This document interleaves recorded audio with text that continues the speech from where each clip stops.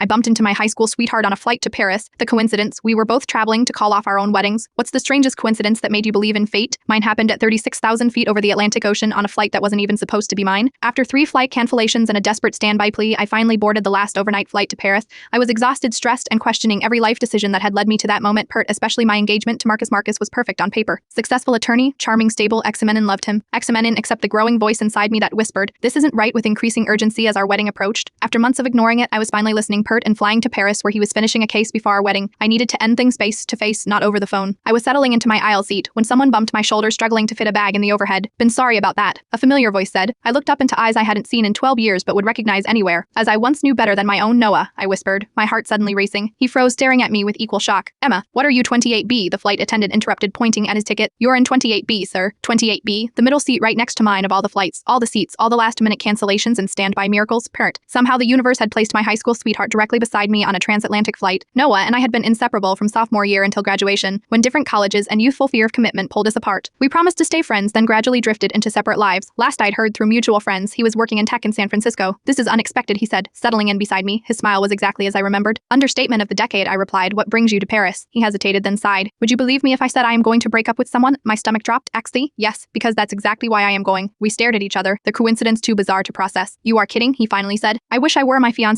They are finalizing a case before our wedding next month, but I can't go through with it." Noah shook his head in disbelief. "My girlfriend moved there 6 months ago for work. She's been planning our wedding long distance. I flew out twice to look at venues, but something just doesn't feel right." I finished. "Exactly." The flight attendant offered champagne as we taxied. We both declined. "Water, please," we said simultaneously, then laughed at the jinx. For the next 8 hours as the world slept around us, we talked about the past 12 years, about our careers. He did work in tech, while I'd become an architect. About our relationships and why they weren't working. "She's brilliant and driven," Noah explained. "Exhibition thinks we're perfect together," but I prompted. "But I don't feel like myself with her. I am always slightly performing, trying to be the person she wants." I nodded, understanding completely. "Marcus is everything I thought I wanted. Stable, successful, ready for the future. But here is no spark." Noah finished. "No magic." I thought I'd outgrown needing magic, I admitted. That stability was more important. "Maybe we need both," he suggested quietly. Somewhere over the Atlantic, our conversation shifted from past to present, from what went wrong to what might have been. His hand found mine during turbulence and stayed there. As dawn broke over Europe, we'd made plans, not for us, not yet parent, but to meet for coffee after our respective difficult conversations. 3 days later, we sat at a small cafe near the Seine, both single, both relieved, both wondering about the extraordinary coincidence that had brought us together. "Do you believe in fate?" Noah asked, stirring his coffee. "I didn't," I replied honestly. "But what are the odds that we'd both be flying to Paris on the same day, on the same flight, sitting together, both to end relationships that weren't right for us?" Astronomical, he smiled. "And us, it wasn't coincidence at all." 6 months later, we moved into our first apartment together in Chicago, paired halfway between his job and mine. The framed photo on our wall isn't of our reunion in Paris, but of our high school prom, salvaged from my mother's albums. Sometimes the right person comes into your life at the wrong time, and sometimes, if you are extraordinarily lucky, they come back when you are finally ready.